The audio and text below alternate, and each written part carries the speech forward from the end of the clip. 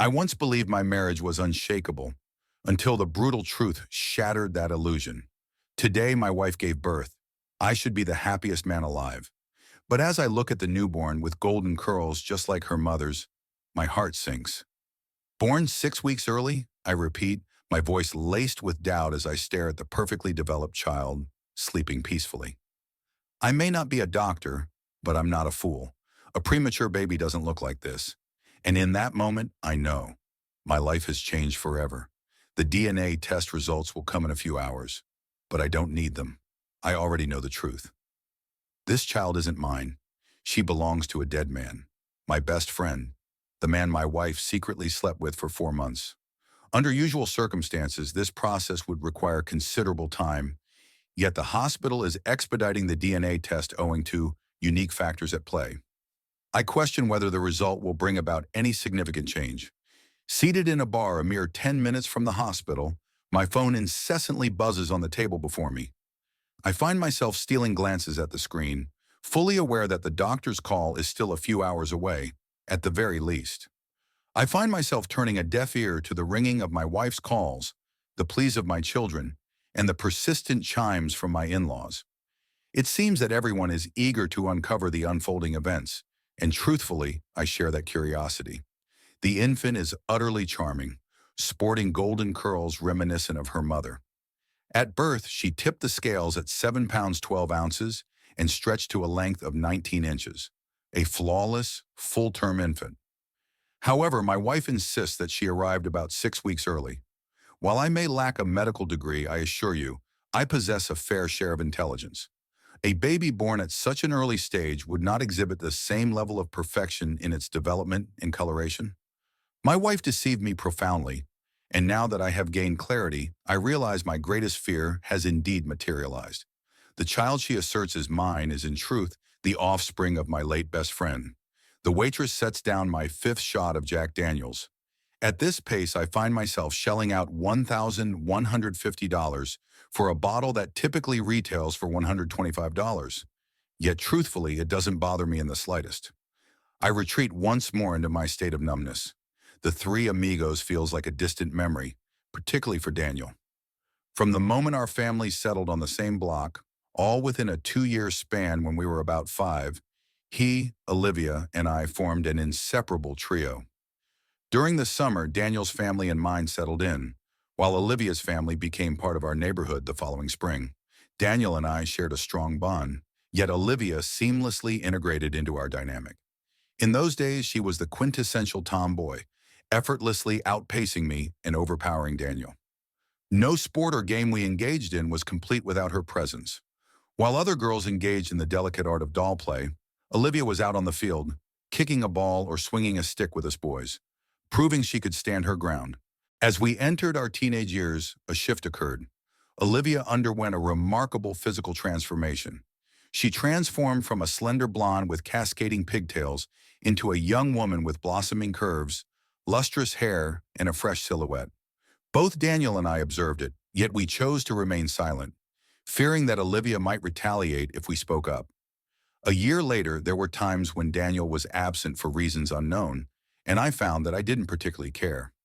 In those moments, Olivia and I experienced a profound closeness, intertwining our bodies and hearts in a way that felt both intimate and genuine.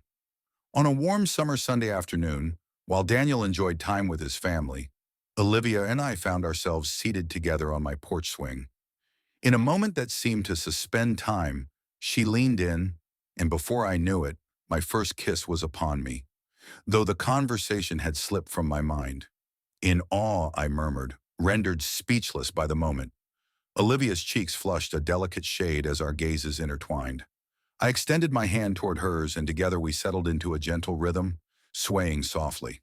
The following day, Daniel returned, and had I not been a participant in the kiss from the day prior, I would have doubted its very occurrence. Olivia maintained an air of normalcy, as if nothing had changed. In a fleeting moment, I reached out to grasp her hand, yet she gently withdrew, maintaining her composure. Confusion enveloped me. With the Christmas dance of our freshman year drawing near, I felt it was the perfect moment to formally invite Olivia. One day as we strolled home from school, I gathered my courage to inquire, Trace, if you're free next month, would you consider accompanying me to the Christmas dance? As Olivia strolled between Daniel and me, she abruptly came to a standstill, prompting us to pause as well. As we came to a halt, I caught sight of Daniel's smirk. I am, well, already committed to going with Daniel. Yesterday he inquired of me, Ethan. Olivia appeared to be in a state of discomfort. Daniel's grin hit me like a blow to the stomach. My sincerest apologies, Ethan. You were too slow, Daniel chuckled. I found myself feeling foolish in a couple of ways. Initially, I was completely unaware of Daniel's feelings for Olivia. And furthermore, there exists an unspoken code among men. One must never interfere with a friend's romantic interests, even in the midst of personal confusion. Hey, Gar, I didn't intend any offense by asking. I was unaware, my friend. I get it, Ethan. No hard feelings, he replied with a bright smile. Olivia shifted restlessly, her discomfort lingering throughout the journey home. While she and Daniel engaged in conversation, I remained silent. I chose not to extend invitations to others for the dance, nor did I attend alone. That night I experienced a profound sense of disappointment from my two dearest friends. My father sensed my melancholy and surmised the reason behind it. He discovered me in my chamber, immersed in the melodies of my music. Ah, the complexities of girls indeed, he remarked, easing himself into the chair at my desk. Unable to coexist with him, yet unable to eliminate him. I brushed aside my musings, taken aback by his words. He flashed a grin in my direction. Thank you, Dad. I truly appreciate it, I responded. In silence, the trio transformed into a duo, accompanied by their companion. Following the dance, Olivia and Daniel solidified their bond, navigating the journey of high school side by side. In time, I found myself exploring relationships with other girls. As college commenced, the two friends bid each other farewell. Olivia embarked on her journey to Michigan State, while Daniel opted for the allure of UCLA. My journey led me to Michigan State as well, yet I maintained a respectful distance from Olivia throughout our initial year, honoring Daniel's presence. Olivia found herself in a state of bewilderment over this, yet I was determined to ensure that no one perceived me as an obstacle between her and Daniel. One day, Olivia's mother, whom I regarded as a second mother, inquired if I was feeling upset with her daughter. Margaret and Mark Wilson held a special place in my heart, and my admiration for them ran deep. She longs for the days gone by, Ethan, Mrs. F. confided in me. There's no turning back, Mrs. F. We've outgrown our childhood, and if she's not by my side, then Daniel is undoubtedly the right choice for her, I responded. Life continued on its steady course during sophomore year, yet as junior year approached its conclusion, Olivia extended an invitation to her sorority formal. Surprise mingled with caution in my thoughts. Olivia, are you still with Daniel? I inquired. I wished to avoid creating any problems. She mentioned that Daniel and she parted ways after the summer. He has chosen to remain in California for law school, not wishing to impede my progress. Law school, you say? Is that you, Daniel? How surprising, I remarked. Our initial encounter was shrouded in uncertainty. She requested a moment, and by the fourth, we found ourselves entwined. I observed her lack of innocence.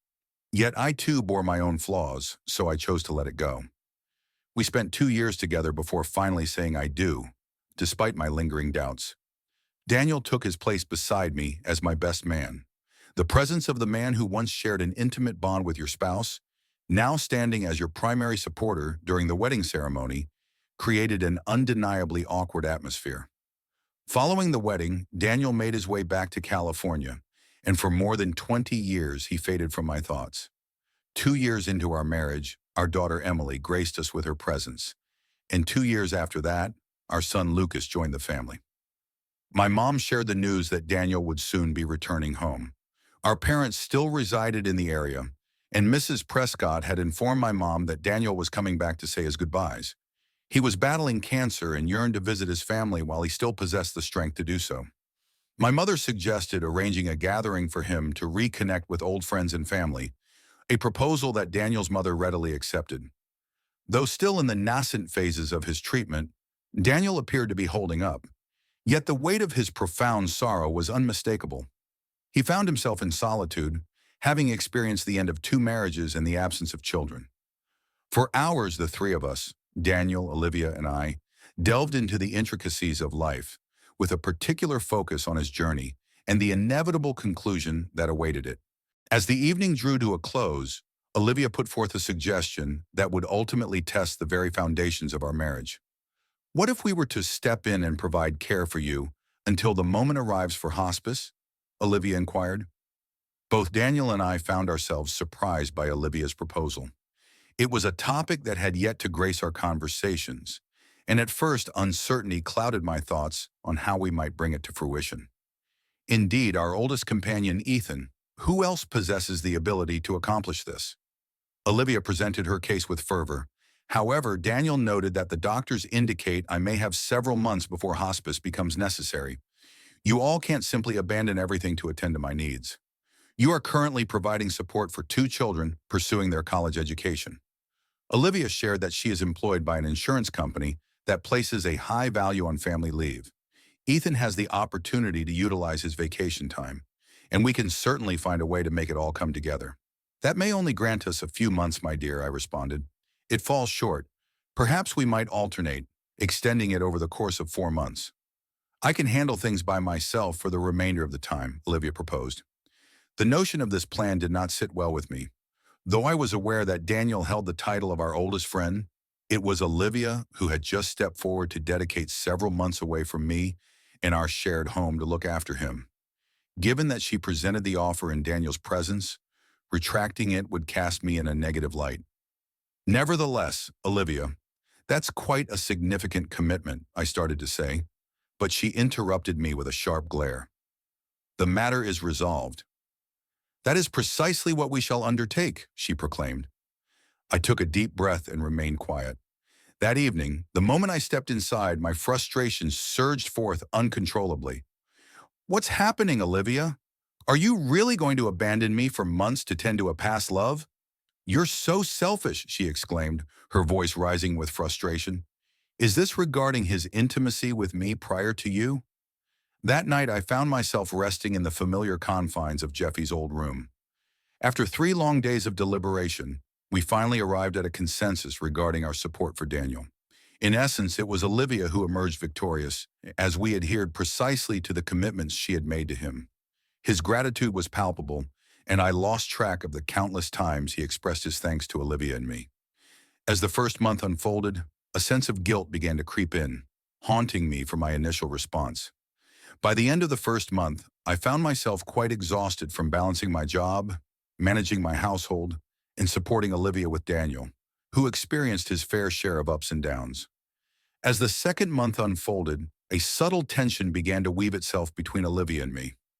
I assumed she must have been weary as well, given all that she was doing for Daniel, often more than I believed was required. I found myself not lingering on it excessively, yet I couldn't shake the observation of the nuanced interactions between Olivia and Daniel, as if they shared an unspoken dialect all their own.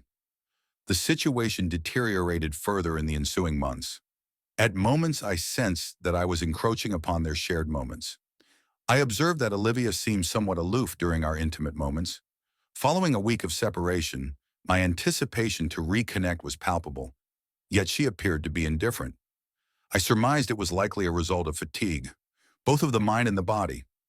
After 4 months, I had exhausted all my days off, and despite Daniel's deteriorating health, I sensed he still had a bit of time remaining.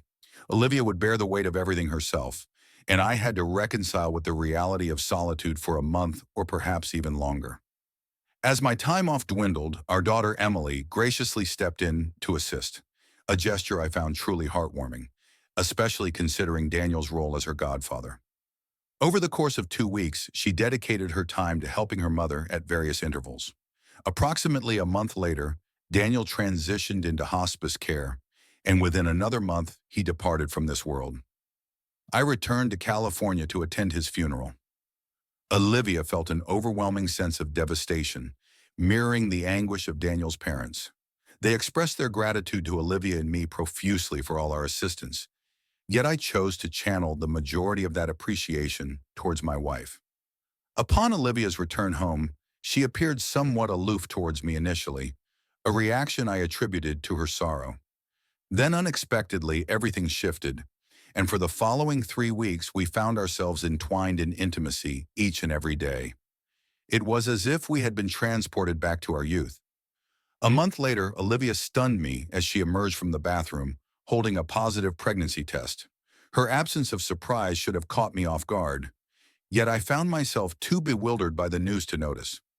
Both Olivia and I had reached the age of 45. Our children were 22 and 20, and hold on, wasn't she using birth control?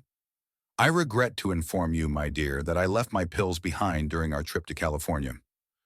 Once I ceased taking them, I found myself unable to resume once we returned home. It is well understood that we stand firmly opposed to termination. Together we can navigate this, just as we have in the past. Despite my disbelief, I found myself nodding in agreement with her. What a remarkable moment. I was on the brink of becoming a father once more. For nearly a week, a smile seemed permanently etched on my face, and with Olivia's heightened desire, we found ourselves entwined in intimacy each night, occasionally even twice. It was nearly intoxicating, yet in the most delightful manner. Upon my daughter's return for an extended weekend, she and Olivia ventured out to shop for baby and maternity items. We had already disposed of all our outdated baby equipment. They returned, bubbling with excitement and laughter, while I found myself hauling a multitude of bags from the car. The girls prepared a swift dinner, and laughter filled the air as Olivia expressed her reflections on the contrast between her purchases today and those from a couple of decades past. She expressed a sense of discomfort with certain maternity clothes, noting that they appeared more appropriate for women 2 decades her junior. "Well, Mom, it's not your fault if someone took your allure too seriously," Emily quipped with a playful grin. Reflecting on Emily's remark, I caught a glimpse of Olivia casting a fleeting frown in her direction. A realization washed over me as I noted that Emily referred to someone instead of Dad. It was more than a fleeting comment. It stirred a tumult within me. It stirred up echoes of the unease I experienced during my visit to California to assist Daniel. I held my thoughts close, remaining vigilant throughout the weekend. As I listened to the subtle undertones of her remarks, I found myself pondering whether my daughter was directing those layered comments toward me or my wife. I attempted to discreetly ascertain the moment when Olivia would be absent, inquiring with Emily about her thoughts on the prospect of becoming a big sister once more. It was evident that she was deeply contemplating her response. She averted her gaze for roughly 30 seconds, then released a soft giggle, attempting to mask it with an expression of discomfort before hastily exiting the room. I extended my hand towards the pack of cigarettes I had begun to carry with me, retrieving a couple more. Olivia continued to blossom, and with each passing week, her beauty seemed to deepen.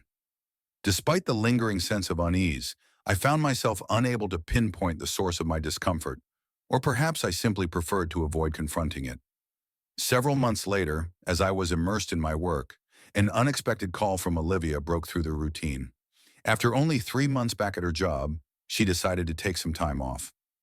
"Hello, Dad. Would you be able to give me a ride to the hospital today?" she inquired with a playful lilt in her voice. Given that I believed Olivia was merely 6 or 6.5 months along in her pregnancy, and her voice dripped with an alluring charm, I found myself uncertain about the nature of her request. "What brings us to the hospital, my dear? Is there an issue at hand?" I inquired, a sense of unease creeping in. "Well, darling, my water has broken, and I simply don't feel like making the trek to the hospital," she purred. Oh no, that was all that came to mind. I snatched my keys, hurriedly shared the news with my boss, and dashed to my car. Though my commute typically spanned a quarter of an hour on that particular day, I managed to complete the journey in a mere 12 minutes. A nagging sensation lingered within me, suggesting that Olivia's tranquility was unusual for a woman merely 6 or 6.5 months into her pregnancy. A premature birth poses significant risk to the health of the baby.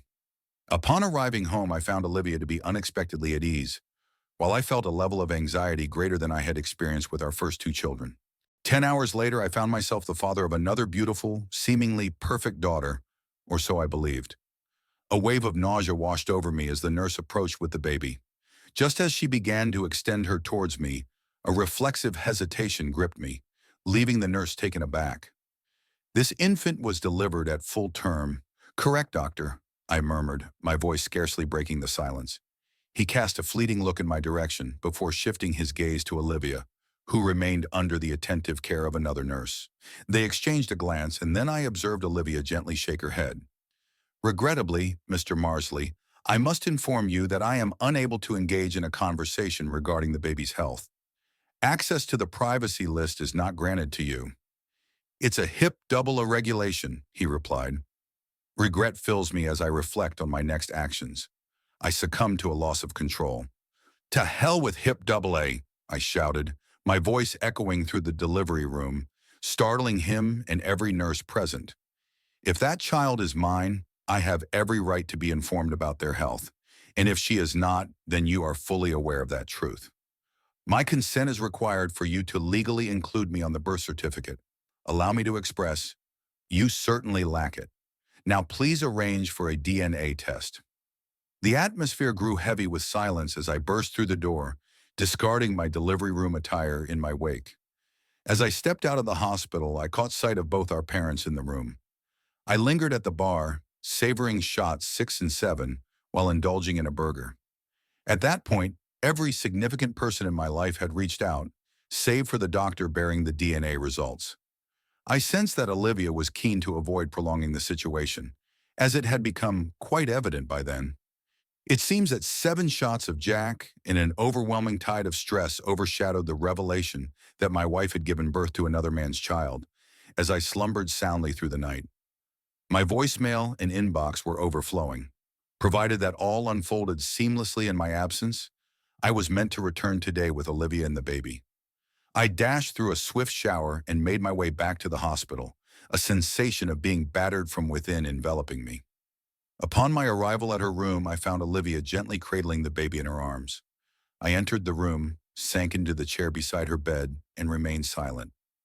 As the baby drifted into slumber, Olivia gently unfastened her and carefully placed her in the bassinet beside her bed. I don't even know where to begin, Ethan, Olivia whispered, her voice trembling as tears threatened to spill from her eyes. It came about unexpectedly. I ventured there to offer my support, to stand by him as a true friend, without pretense. Yet there came a time when he faced some difficult days, and in a moment of vulnerability, tears fell as events unfolded. We found ourselves in bed once more, reminiscent of days gone by. Once it began, it became difficult to halt, particularly during your visits. We would return to each other's company, and it felt strange and laden with guilt. Yet I found myself at a loss for how to put an end to it. Perhaps I simply chose not to. Our time together spanned 4 months, with the last 2 marked by an unbroken connection in your absence. However, to be honest, we shared intimate moments even when I wasn't on birth control, so it's possible that it was you who could have gotten me pregnant. Yet it was not. Her eyes remained fixed on the infant as she unveiled her truth. I took in every detail until, hold on, you were with Daniel while Emily was present? I inquired, a sense of bewilderment washing over me. Olivia's cheeks flushed with a deep hue, while I fought to rein in the surge of anger bubbling within me. She was aware, yet chose to remain silent. Myself? I cried out, a wave of frustration washing over me. Kindly assure me that you have either spoken to her or made her some sort of promise. This cannot possibly be real. Was Lucas aware? Or perhaps our parents? Is everyone cognizant of the fact that I have been betrayed? I poured out my thoughts, my voice trembling with emotion. Olivia's eyes grew large, tears streaming down her face. I placed my trust in Emily, believing she would comprehend. We were open about it with her. Indeed, I requested her to maintain its confidentiality. That's my responsibility, Olivia confessed. Indeed, Lucas remains unaware, and he shall continue to be so. It is a secret shared solely among us 3, you, me, and Emily. I wish to maintain it as such, ensuring we honor Sophia Lawson appropriately. Though she may not share your blood, she belongs to you now. We must stand by her side just as we do for Emily and Lucas. We are her parents, nothing more, nothing less.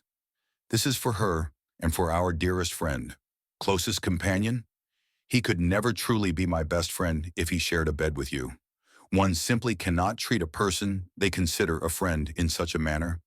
He was on the brink of death, Ethan. Olivia revealed that we had shared moments of intimacy in the past, but that wasn't during our marriage, was it? Is there something else you're holding back from me? I applied pressure. Her eyes sparkled with fury. Certainly not. Sophia Lawson, is that so? Is that meant to improve the situation? What is her surname? Sophia Lawson. Keep in mind, that's also my surname. However, Daniel is identified as her father on the birth certificate. She clarified that it should remain between just the two of us if you still prefer not to be listed. Ah, yes, I murmured. Why, dear Ethan? He was a cherished companion. He has departed. In his last days, I extended to him the warmth of comfort and the embrace of love. What is the issue with that? Your words carry a sense of honor, yet the truth remains that you were bound in marriage. You have overstepped a boundary. You overlooked our vows, our trust, and the impact it would have on me, I retorted. Indeed, it is your body, and I have no authority over you. Yet we vowed our loyalty in the presence of our families and before the divine. This conversation should have taken place beforehand. Our vows held profound significance. I refuse to nurture a child that another man has fathered with my unfaithful spouse. Yet she is the child of Daniel, Olivia insisted. If Daniel had passed away and she found herself alone, you would take her in and care for her. Perhaps, but I never consented to share the responsibility of raising his child with you. I responded with a heavy heart. It's clear to me how much you mean to me, Ethan. I hesitated, my voice breaking through the tension. I don't want to jeopardize what we share because of this error. No, that's not what I intended to convey, she shot back. Perhaps it wasn't the wisest decision, yet I hesitate to label it a mistake. Initially, the oversight lay in our failure to engage in discussion, and I acknowledge my part in that. We refrained from discussing it, as you were well aware that I would disapprove of your relationship with Daniel, much less the idea of you having his child, I muttered. Had it not been for your unexpected pregnancy, the truth of the affair might have remained forever hidden from me. Regardless of the way it began, you made the decision to continue, even in the presence of our daughter. Humiliation articulated with unmistakable clarity. B-O-B-B-Y. I truly appreciate it. Emily and Lucas made their way back from college the next weekend, eager to meet their new sibling. Upon her arrival, I maintained a certain distance from my daughter, and in response, she appeared to carry a sense of guilt. That evening, Emily and I prepared dinner side by side, while she and Lucas indulged in sweet murmurs over the baby for a full hour. She averted her gaze from mine as we toiled in silence within the confines of the kitchen. Once dinner had concluded, Lucas took it upon himself to clear the table, while I led Emily to a secluded spot on the back patio for a private conversation. I faced her. You were aware of Mom's infidelity and chose to remain silent? Emily flinched at my sudden eruption, her eyes brimming with unshed tears. She paused, her eyes lingering on mine, which were filled with unspoken anguish.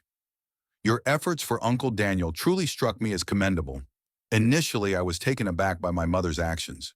However, as I reflected on them, I began to perceive a blend of courage, sorrow, compassion, and love within her choices. It bears a striking resemblance to a Shakespearean tragedy. I never envisioned that she would find herself expecting.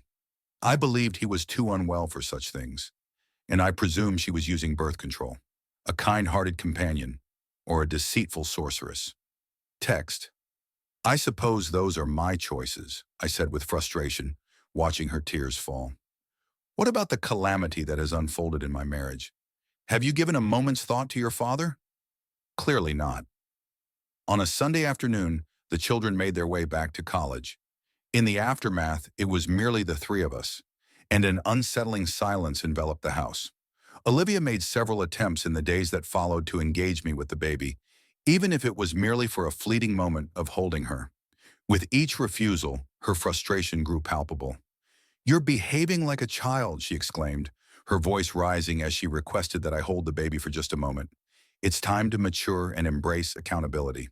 Throughout all our years together, Olivia seldom resorted to strong language with me. Her anger was palpable, yet I felt no concern. I gazed at her in silence. then turned and exited the room without uttering a single word. Work transformed into my sanctuary. I might dedicate 40 hours each week to pursuits beyond my doorstep. During my time there, solitude frequently enveloped me. I had much to untangle. I understood that placing blame on the baby was unjust. She bore no responsibility for the situation. Yet in that moment, it was clear she was not my burden to bear. She belonged to Olivia. In the end, I arrived at the realization that divorce was my sole option. The sting of Olivia's betrayal and disrespect was unbearable for me.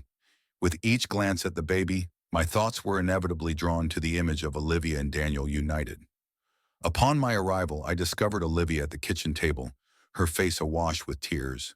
She sat with a cup of coffee, a large envelope unfurled before her. It seems I shall indulge in a pizza order. Pepperoni and breadsticks. Sound good? I whispered gently as I stepped into the room. Is that truly the extent of your concern, dinner? She snapped, her voice laced with a sharp edge of resentment. Have you stopped loving me? With a deep sigh, I filled my cup with coffee and settled into my chair at the table. My feelings for you have diminished significantly since a few weeks back, I responded. You appear to be unaware that your involvement with our closest friend has led to the unraveling of everything we held dear. Were I in your position, I would seek out a lawyer and notify Daniel's parents that they have a granddaughter. I'm certain they will be overjoyed. I truly wish to avoid a divorce. My affection for you remains unwavering. Take a moment to breathe and reflect on this situation. Will you truly find greater fulfillment in solitude? I have my reservations. I kindly ask you to consider it, dear. That is all I have been engaged in. This transcends my own experience. It revolves around your betrayal of our promises and the way you've shattered my heart, I elaborated. Yet if your heart holds love for me, is there not a place within it for forgiveness? We can transcend this moment. We are meant to be, Ethan. You're aware of it. I believed I had, yet this is not a matter that can be resolved with a mere apology. 24 years wasted. I made my initial call to my son. I recounted the events surrounding Olivia's actions and revealed that the baby belonged to Daniel. He absorbed the words in silence, then let out a low curse under his breath. I conveyed to him that I had initiated the process of divorce. I truly hope so, Father. How unfortunate. What thoughts occupied Mom's mind? He made an effort to soothe my troubled heart. It was evident that he harbored deep frustration towards his mother. I offered him comfort, assuring him that regardless of Olivia's actions towards me, her love for him remained unwavering. He inquired about my intentions regarding the baby, utterly devoid of anything. She does not fall under my obligations, neither in terms of finances nor in emotional support. I assured them that everything would turn out well on the financial front. Simply lend a hand in looking after your sister. Father, my half-sister, half-sibling. It wasn't until the day after Olivia was served that I finally found myself in conversation with my parents.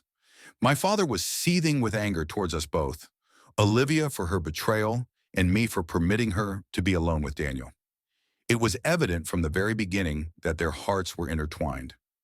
It's hard to fathom how you could be so unaware, even if you placed your utmost trust in her. Come now, my lad. It's clear that when it comes to your partner, trust in others is a fragile thing. I found myself in accord with his perspective. I ought to have resisted more fiercely in my efforts to keep Olivia at bay from Daniel.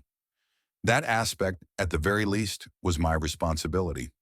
Mother perceived the world through a lens distinct from that of father. She believed I was mistaken for departing from Olivia and not making an effort to mend things.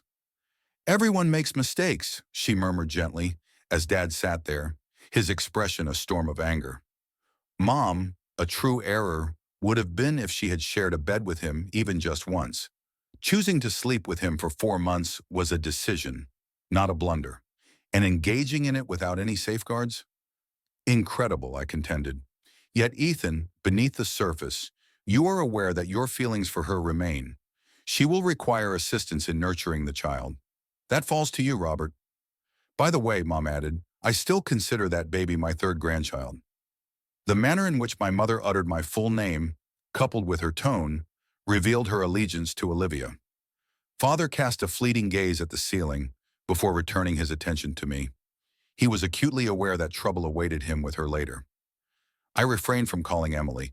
I surmised that she was likely Olivia's initial contact following the service of the papers. My suspicion was validated when Emily, in a fit of anger, reached out to me later that day. "Uncle Daniel has passed away, Dad. Put the affair behind you. It is beyond her power to alter it at this moment. Advance onward. Your bond with Mom remains strong, and now a new life has entered the picture." She urged, "Step up for Mom and Ethan G." Wise counsel from an individual who chose not to reveal to her father the infidelity of her mother. "In a moment of clarity, I found myself dismissing the weight of your opinion," I replied.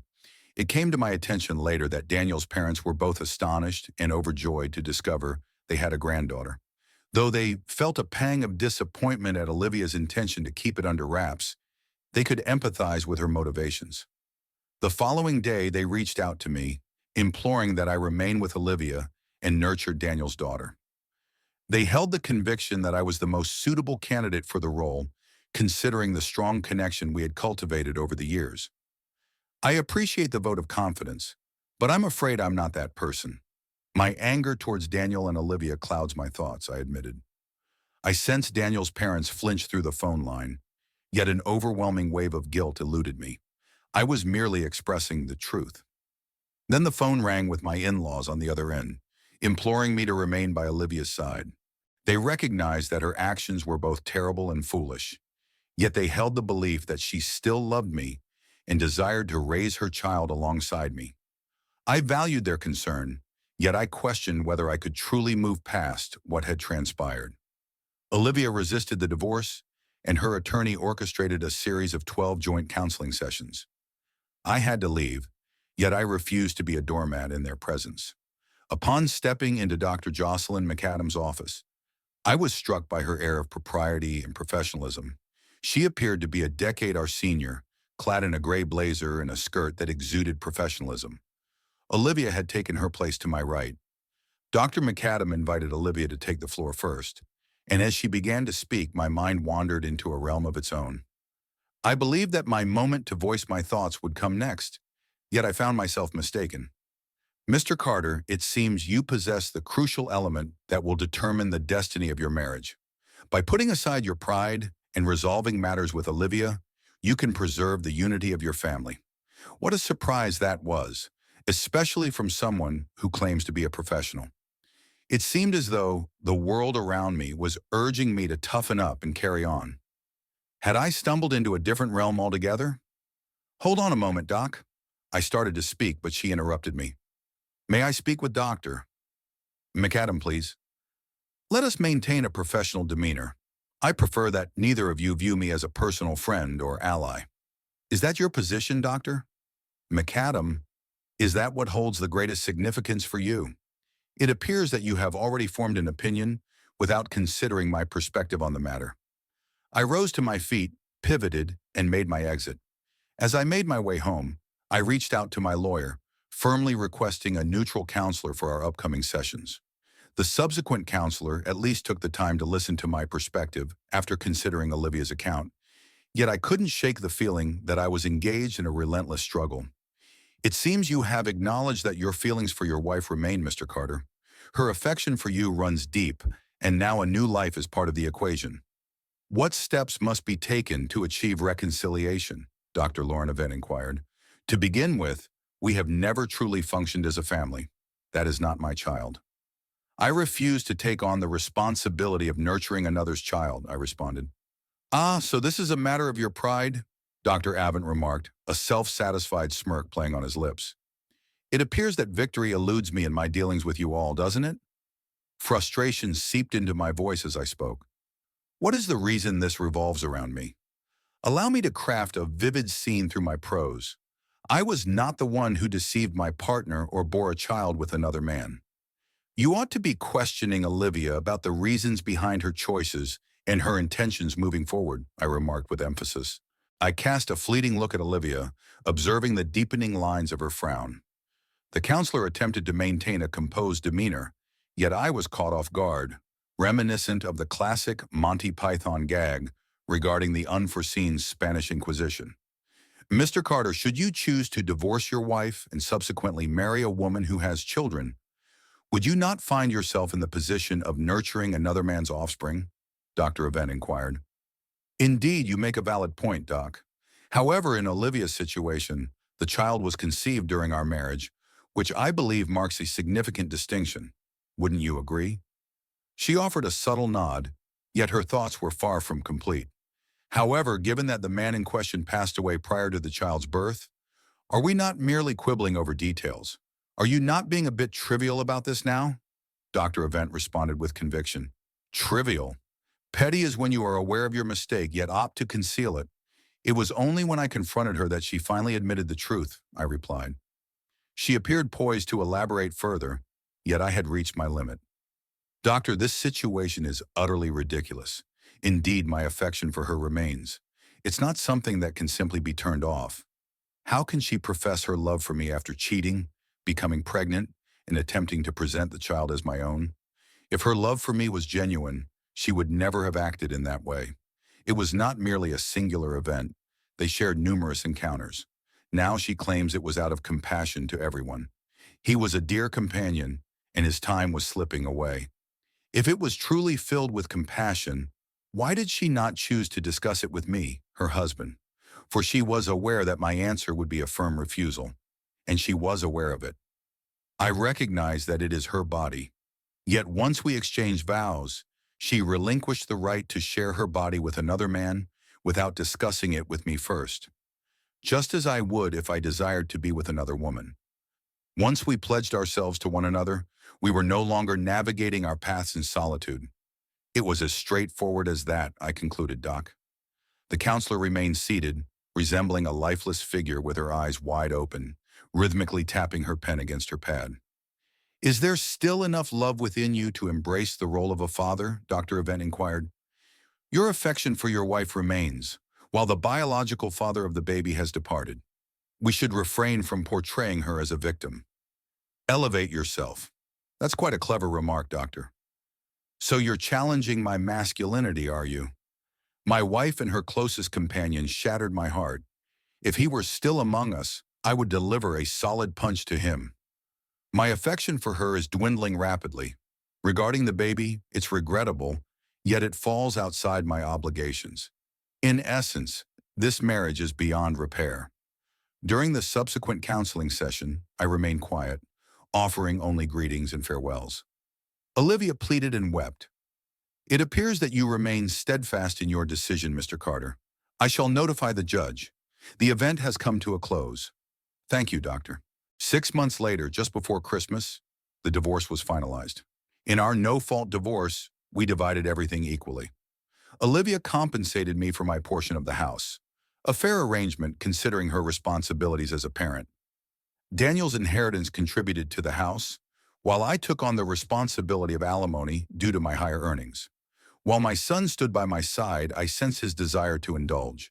The holiday season spent in the warm embrace of family, featuring his mother, sister, and the delightful presence of his baby half-sister. I consented, envisioning a shared celebration for New Year's. Just 2 days shy of Christmas, I found myself at my former home, delivering gifts for all, including my ex-wife and her little one. It may have been a small matter, yet I was reluctant to appear trivial in the eyes of my children. Olivia's eyes widened in astonishment as she opened the door to find me cradling Sophia Lawson. With a hint of hesitation, she allowed me to enter, her expression one of surprise at the sight of the gifts.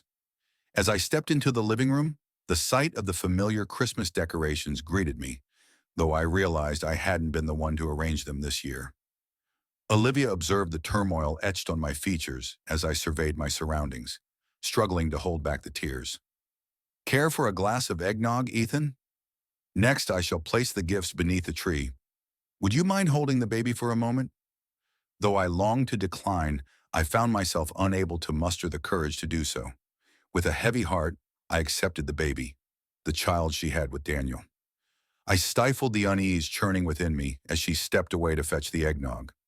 I extended my arms to the child, holding her at a distance for a brief moment, before gently cradling her as I once did with my own children in days gone by. And then I settled into a seat. Olivia reappeared, 2 glasses of eggnog in hand, and settled into the chair opposite me, her smile widening at the sight of the baby cradled in my arm. Your ability to connect with the children has always been remarkable, Ethan. Not every man possesses your gentle way with babies, she murmured. A smile crept onto my face, tinged with a hint of awkwardness. The infant was undeniably lovely, bearing a striking resemblance to her mother. Yet I found it difficult to dispel the unease that lingered in light of the situation. Is it possible to forgive when the memory lingers on? I harbored my doubts, despite the differing opinions of my family. Following a brief exchange of pleasantries, Olivia gathered the gifts and commenced the delicate task of arranging them beneath the tree. She halted at the initial one bearing Sophia Lawson's name. You didn't have to include her, Ethan, Olivia said, a tear slipping down her face. Christmas embraces all, darling. I simply couldn't exclude her. I cast a fleeting gaze at the infant cradled in my embrace. Under other circumstances, she might have belonged to me. A lump formed in my throat. Though I held disdain for the actions of her mother, I found it impossible to cast blame upon the child. It was no mere coincidence that Olivia entrusted me with the baby to hold. Olivia felt a wave of emotion wash over her as her eyes fell upon the first gift adorned with her name. Oh, Ethan, is that so? It was unnecessary of you to do that. I found myself caught off guard, with no expectations in mind. I have nothing for you, I apologize. There's no need to fret, Olivia. I simply wish for all of you to enjoy a wonderful Christmas. Perhaps you might consider visiting in person? You would be most welcome. We would have an abundance of food. I'm certain the children would adore it as well, she remarked. This time, Olivia, it's not happening. Perhaps another year awaits. The wounds are still fresh, the emotions too intense for me to bear. Olivia averted her eyes. My intention was not to be unkind. Rather, I aimed to speak the truth. The scars of my past remain tender and unhealed. On the eve of Christmas, I wandered into Barnes & Noble as the afternoon light began to fade.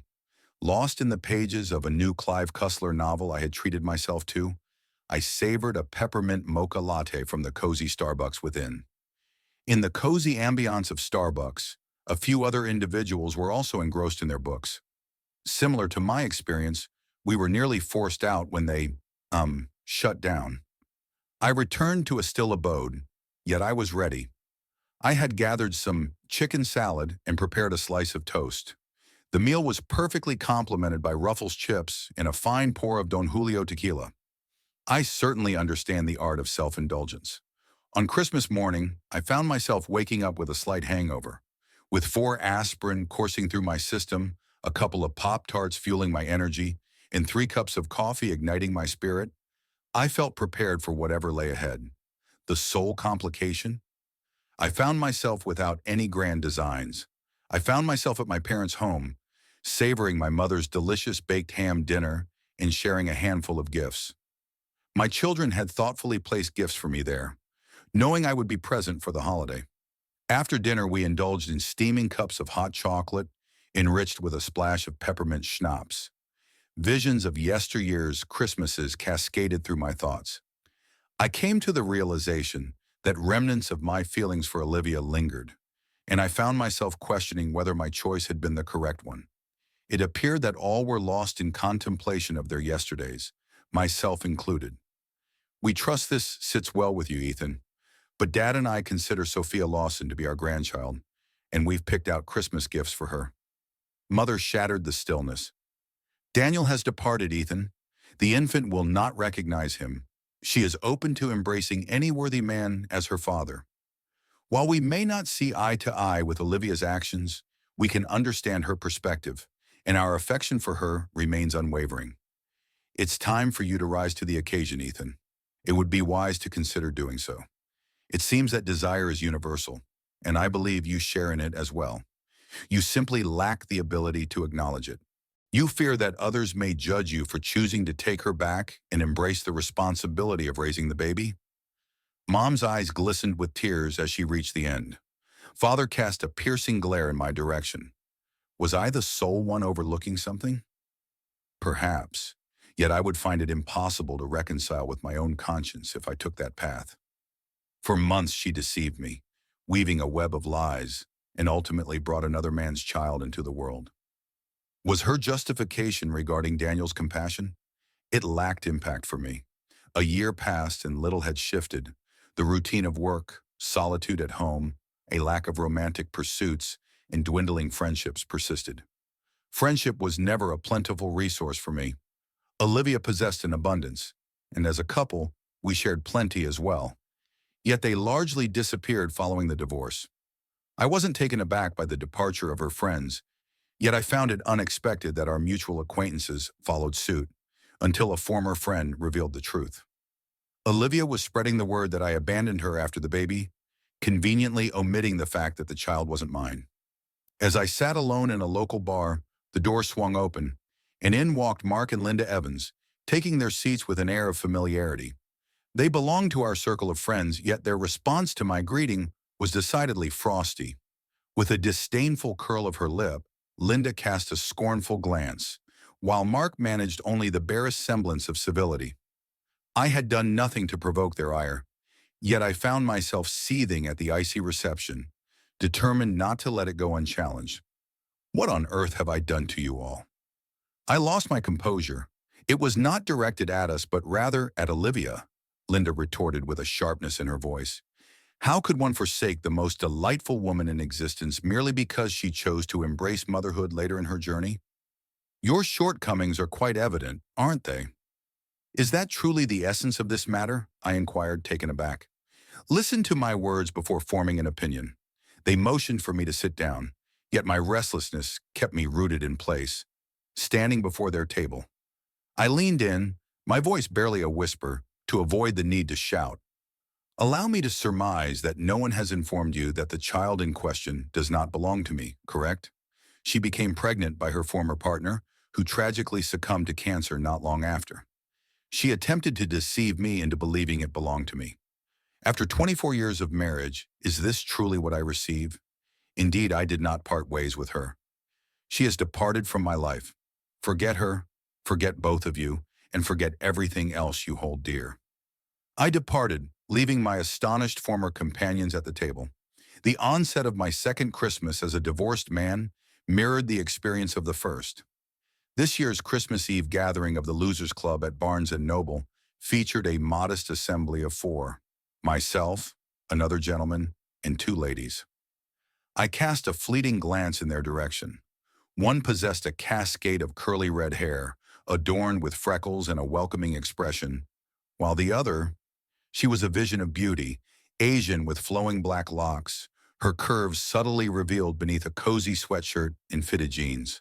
Her skin appeared impeccable, leading me to estimate her age at approximately 50.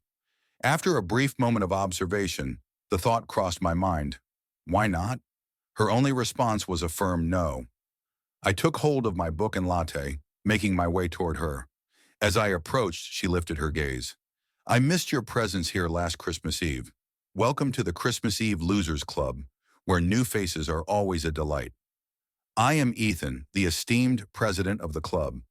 What draws such a captivating woman into the world on this remarkable day? Her laughter danced through the air at my feeble attempt at humor, a delightful melody that had been absent from my life for far too long. With a renewed sense of purpose, I pressed on. I realize this may be a bit of a stretch, but I happen to have another Hungry Man dinner tucked away in my freezer that I could easily heat up tonight, should you find yourself without any prior commitments. Though our acquaintance is fresh, I endeavored to don an expression of innocence, clinging to the hope that I could still summon it from memory. Typically, I steer clear of anything too adventurous, but given your role as club president and the topic of Hungry Man, I find myself intrigued. Absolutely, count me in. Allow me to introduce myself. I am Isabella Chang. Ethan Carter, the president of the club, at your service.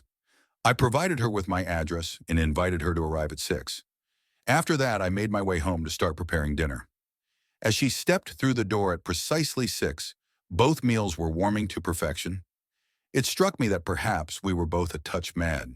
We gathered around the kitchen table, our dinners laid out before us, as we uncorked a bottle of Burgundy to savor together. On Christmas Eve, I revealed the reason for my presence at Barnes & Noble, and in turn, she shared her own story with me. Isabella, at the age of 52, carried with her the weight of experience, being 5 years my senior. She had navigated the tumultuous waters of life, having been divorced for a decade after breaking free from an abusive marriage. For 16 years, they shared a life together. Yet after a decade, the shadows of his abuse emerged, growing darker until it culminated in a brutal act that left her with a broken jaw and confined to a hospital bed. Isabella was a delicate figure, measuring 5 feet 1 inch and weighing approximately 100 pounds, while her former partner stood a bit taller and weighed more. At 5 feet 2 inches and 120 pounds, Isabella struggled to part from him, convinced that she bore the responsibility.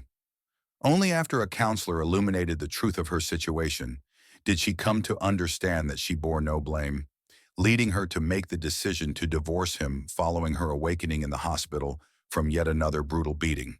Her husband faced conviction for battery, enduring 2 years behind bars before vanishing from her life completely. Fortunately, they were childless.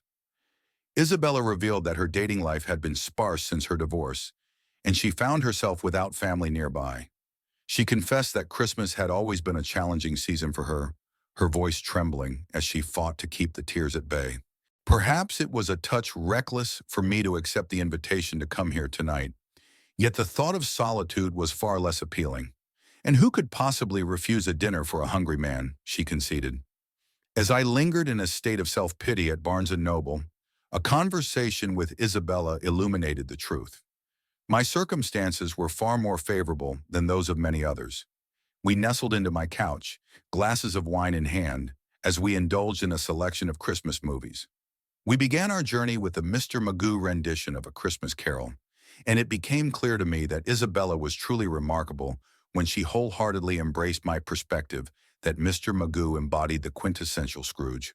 Following that, we settled in to watch The Grinch, and by the midpoint of It's a Wonderful Life, I observed that Isabella had succumbed to slumber.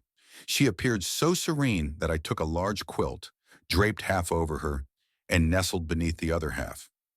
At some moment, I must have succumbed to slumber as well. Upon awakening, I found that we were no longer positioned side by side.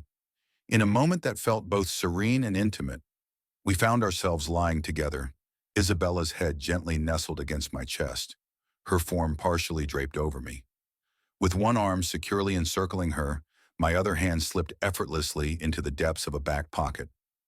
The television murmured gently in the background. In that peculiar moment, it felt utterly perfect to cradle Isabella in my arms, as she drifted deeper into slumber for yet another 20 minutes. As she stirred and her eyes fluttered open, a look of bewilderment crossed her features. I raised my head as high as I could manage and softly pressed my lips against her nose. She playfully crumpled it, then beamed at me with the most radiant smile I had witnessed in ages. "Good morning?" she inquired with a touch of uncertainty. "Merry Christmas," I said, pulling her closer in a warm embrace. We lingered in silence, smiles lingering on our faces for another 5 minutes before she finally broke the quiet. "I've never done anything like this before, I swear," she protested, her cheeks flushing with embarrassment. "Is it merely my perception, or do you sense it as well?" A broad smile spread across my face. "Absolutely, I can sense it." She drew nearer, and in that moment our lips finally connected, igniting a fervent kiss between us. Before long, garments began to shed away. She surpassed all my expectations. This situation struck me as quite extraordinary. Though our acquaintance was fresh, an undeniable harmony enveloped us, making everything feel perfectly aligned. As I lifted my gaze, I caught her eyes fixed upon me. It appeared as though she was contemplating the very same notion. "I know this may seem a bit out of the blue," I started, "but do you have any plans for today?" With all the ingredients for a splendid Christmas dinner at my disposal, it seems only fitting to have a captivating companion seated across the table as I embark on this culinary endeavor. Her smile blossomed, enveloping my heart in a gentle warmth. "I need a shower, and I didn't bring any spare clothes," she remarked. I returned the smile. The shower boasts ample space for two, and I believe I possess a shirt or some attire that would suit you perfectly. Her eyes shimmered with a captivating brilliance. "If you can handle seeing me barefaced, I'm all in," she replied. We made our way to the kitchen, where I poured us each a glass of Riesling, the sweet aroma filling the air as I began to prepare the meal. Ah, I see you find yourself with a blank slate today, devoid of any particular engagements. Negative. Is there a family gathering or something similar on the horizon? She inquired. This year, I received an invitation to a grand family Christmas dinner, yet I conveyed that I had prior commitments. My former partner is welcoming everyone at our previous home. The children, my mother and father, her mother and father, and the parents of Daniel. It's an entire arrangement. She will ensure that I cradle her adorable child, while all the parents urge me to rise to the occasion. And there she will be, expressing her love for me, insisting that we can find a way to make it work once more. I claim to have other commitments, yet deep down, it's clear that I'm not being truthful. I mentioned to her that I would make an effort to drop by for a little while, if circumstances allowed. They fail to grasp the perspective from which I speak. I did not engage in any dishonest behavior. There's no need for me to offer an apology, as it was Olivia who betrayed trust and created this turmoil. We shared a unique bond, one that felt extraordinary until it faded. Yet in light of that extraordinary connection, why not turn our attention back to us? Our smiles met in a shared moment of warmth. I approached Isabella, and we exchanged a profound kiss. At that moment, the sound of a key turning in the lock reached my ears, and the door creaked open wide. It was my son, his voice ringing out as he stepped inside. In the midst of our kiss, Isabella and I found ourselves suspended in time. "Father!" he shouted out just before he caught sight of us. Oh, how astonishing! He cast a fleeting look at us locked in a kiss, then turned his attention to Isabella's bare legs, fully revealed. It's quite certain that all three of us flushed with embarrassment. With a swift motion, Isabella tucked her legs beneath her and positioned herself behind me, striving to exude an air of modesty in that oversized sweater. With a swift motion, Lucas averted his gaze, ostensibly honoring Isabella's modesty. Yet I suspect he felt a similar flush of embarrassment coursing through him. "My mother is aware that I possess a key to your residence, and she has requested that I come over and retrieve you for Christmas dinner. Convinced that you are here alone, wallowing in solitude. It seems you were truthful regarding your prior commitment, and she is. That's far from pathetic. I apologize if I happen to intrude upon a moment." "You're not interrupting anything other than my Christmas meal prep," I replied, perhaps a touch too quickly, as Isabella and I shared a moment of awkwardness, our eyes meeting in a silent acknowledgement. "Lucas, would you mind turning around so I can give you a proper introduction to Isabella?" My celestial being. With a heavy heart, Lucas pivoted and made his way into the kitchen. It was quite evident that Isabella wore no layers beneath her sweater, yet she was at least modestly clothed. She cast a fleeting look my way, offered a casual shrug, and then wholeheartedly accepted the circumstances at hand. Lucas, embodying the essence of an ordinary man, found it impossible to resist. He cast another fleeting look at Isabella, then offered me a subtle nod of approval.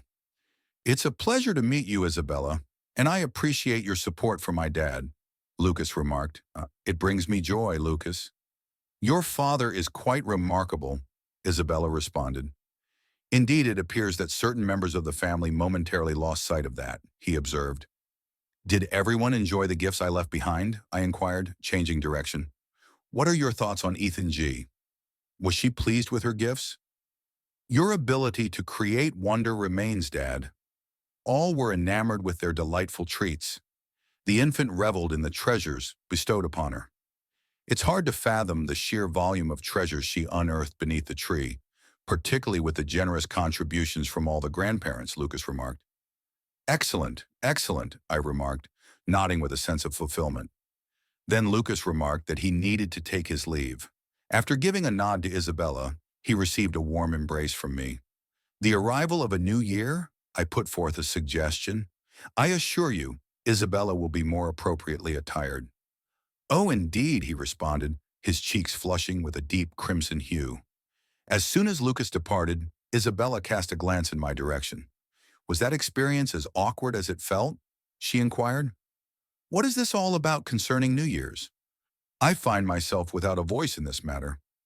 This time I playfully taunted. "But where else could my future wife possibly be on New Year's?" "Quite self-assured, aren't you?" She responded with playful banter. I will feel an even greater sense of confidence when you select your ring tomorrow morning at CRO. May I return home first to change into some appropriate attire?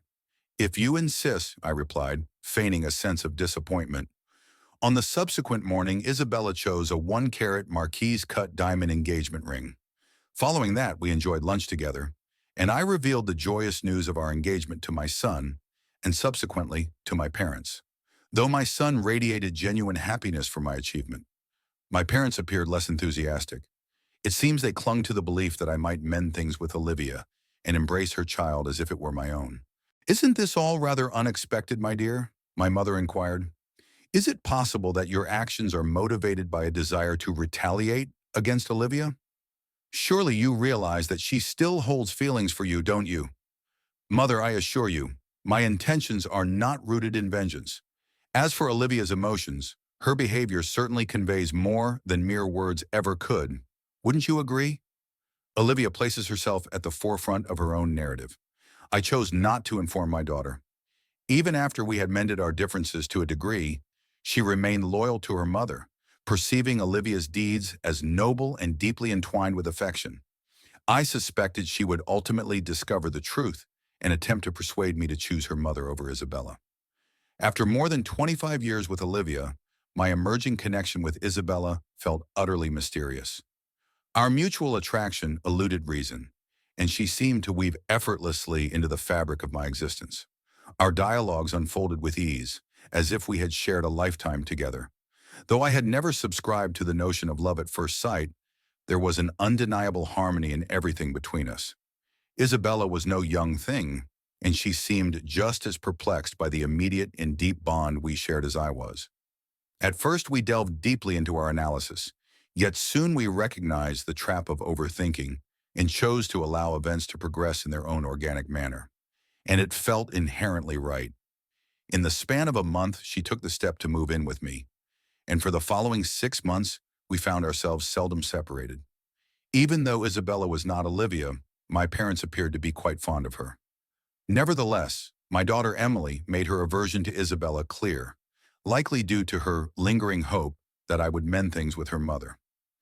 6 months later, we celebrated a modest wedding just for the two of us. I extended invitations to both children and my parents, while Isabella reached out to a cousin, a friend, and their respective families. A private room was reserved at one of my cherished dining spots for an intimate celebration. It was a splendid day, marred only by Emily's confrontation, as she pressed me on the absence of Olivia, Ethan G., and my former in-laws from the guest list. I chose not to extend an invitation to your mother, as she is my ex-wife. It wouldn't be just for Isabella, and our relationship is far from amicable. Typically, ex-in-laws are not included on the guest list for weddings.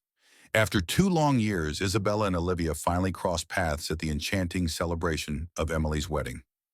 Olivia orchestrated a splendid event, and I gladly took care of the expenses. With grace and intellect, Isabella skillfully navigated the planning process, ensuring she remained unobtrusive to the mother of the bride.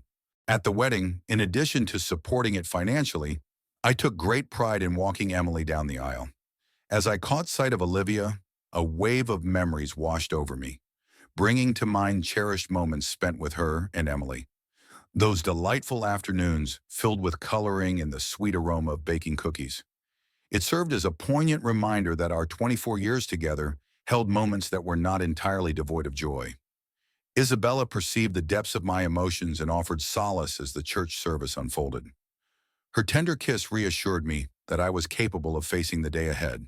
Throughout the rehearsal dinner and the wedding, Isabella engaged with Olivia solely when required, driven not by apprehension, but by a deep sense of respect. Olivia appeared to be perpetually vexed in the presence of Isabella. In time, I discovered that she and the grandparents held the belief that Isabella was usurping Olivia's role, convinced that our marriage was destined to falter. In a surprising twist of fate, what was intended to be a brief union has now gracefully unfolded into a remarkable 25-year journey. Isabella and I indulged in a delightful dinner, savoring the tranquility of a serene evening spent in each other's company. Though it lacked the untamed spirit of years past, we found solace in our embrace, drifting into slumber wrapped in one another's warmth. Reflecting on the past, I find no reason to voice any grievances about the path I've traveled. My first marriage was a fulfilling journey that spanned 24 years, and I have since embarked on a wonderful second chapter that has now flourished for 25 years. I am the proud parent of two married children who have gifted me with three delightful grandchildren. Olivia never walked down the aisle again. My children believe that few men are drawn to a middle-aged woman with a young child, even though she possesses undeniable beauty. There were whispers that she might have had a few dalliances, or else she would surely be behind bars by now. My children maintain a connection with Olivia and their half-sibling. The child was enveloped in an abundance of love from all three sets of grandparents until the gentle passage of time took them away, leaving behind cherished memories. My son, the sole one who maintained regular contact after my divorce, mentioned that Olivia refrained from dating for the first 5 years, likely believing that my marriage wouldn't endure. It seems that Isabella may have let her down.